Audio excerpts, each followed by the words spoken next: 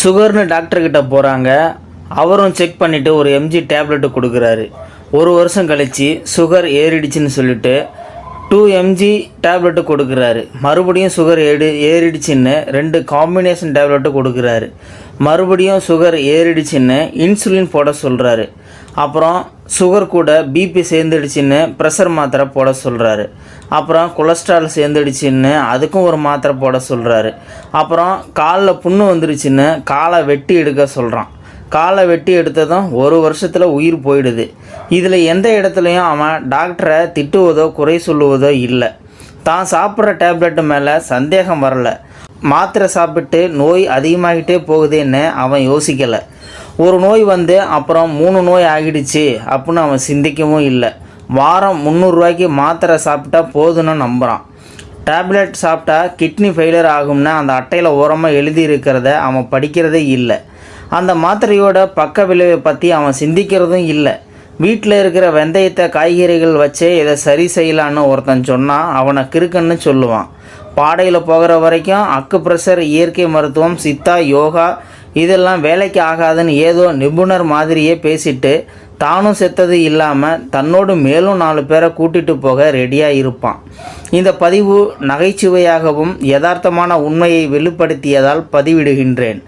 மனம் கெட்டால் உடல் கெடும், உடல் கெட்டால் மனம் கெடும்.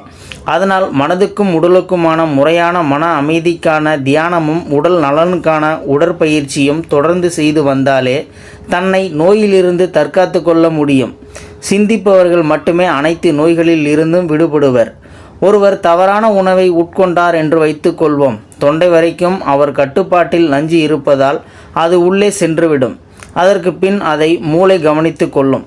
உடம்புக்கு கூடாத இந்த நஞ்சை வாந்தி மூலம் வெளியேற்றுமாறு இரைப்பைக்கு பணிக்கும்.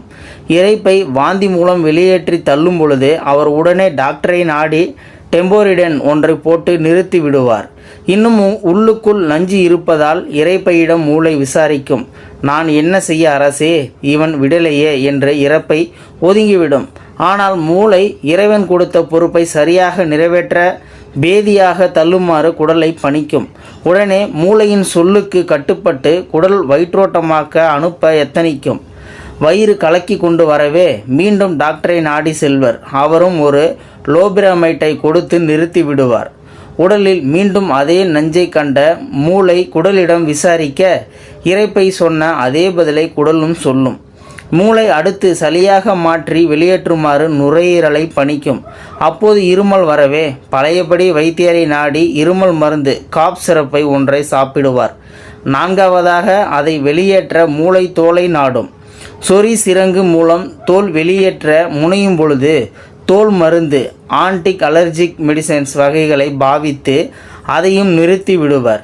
வெளியேற்றும் அனைத்து வழிகளும் அடைப்பட்ட நிலையில் நஞ்சை வெளியேற்றும் வரை மூளை ஓயாது என்பதால் வேறு வழியை தேடும். உடம்புக்குள் ஒரு குப்பை தொட்டியை அதாவது கட்டி உருவாக்கி அதில் நஞ்சை சேமிக்கும்.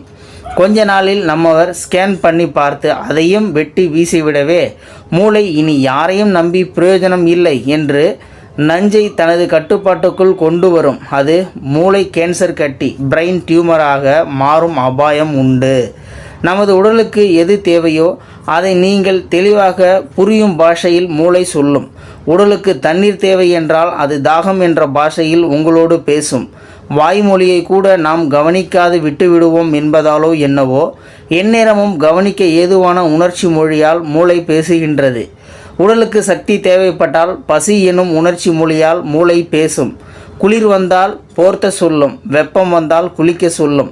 இப்படி உடலுக்கு தேவையானவற்றை உணர்வை மொழியாக்கி மூளை சொல்லும் பொழுது அதற்கெல்லாம் வைத்தியரை நாடி நாம் போவதில்லை. பசிக்கிறது மருந்து தாருங்கள் என்று வைத்தியசாலை போவோமா அல்லது சிற்றுண்டி சாலை போவோமா? இதை நோய் என்று அறிமுகப்படுத்தியது யார்? வயிற்றோட்ட உணர்வை மூளை ஏற்படுத்திய நஞ்சை கழிக்கவே இதையும் நோய் என்று அறிமுகப்படுத்தியது யார்? சொறி என்பது சொன்னாலே சொரிந்து விடு என்று தானே அர்த்தம். கையை கூட நம்மை அறியாமல் மூளை சொரிய வைக்கின்றது என்றால் இதை நோய் என்று அறிமுகப்படுத்தியது யார்? மூக்கு ஒழுகுதல், சளி பிடித்தல், இருமல், காய்ச்சல் இவைகளை நோய்கள் என்று நினைப்பது அறியாமை. இதற்கு மருத்துவம் செய்து ரசாயன வில்லன்களை விழுங்குவது அறியாமையின் உச்சம். இவைகள் நம் உடல் முழுவதும் ஆரோக்கிய நிலையில் உள்ளதை காட்டுகின்றது. இவைகள் நம் உடல் கழிவுகளை வெளியேற்றும் அற்புத இறை செயல். மருத்துவம். உடல் சுத்திகரிக்கும் செயலை தடுத்து கழிவுகளை உடலிலேயே தங்க வைத்து மேலும் சேர்த்து நோய்களை பெரிதாக்கி புற்றுநோய் வரை கொண்டு செல்லும். உடல் மொழியை புரிந்து கொள்ளுங்கள், ஆரோக்கியம் அனுபவியுங்கள். என் வீடியோ பிடிச்சிருந்தா ஒரு லைக் பண்ணிக்கோங்க. இந்த வீடியோ முடிஞ்ச அளவுக்கு மற்றவங்களுக்கும் ஷேர் பண்ணுங்கள். அப்படியே நம்ம சேனலை சப்ஸ்கிரைப் பண்ணிக்கோங்க. மறக்காமல் பெல் சிம்பலையும் கிளிக் பண்ணிக்கோங்க. நன்றி, வணக்கம்.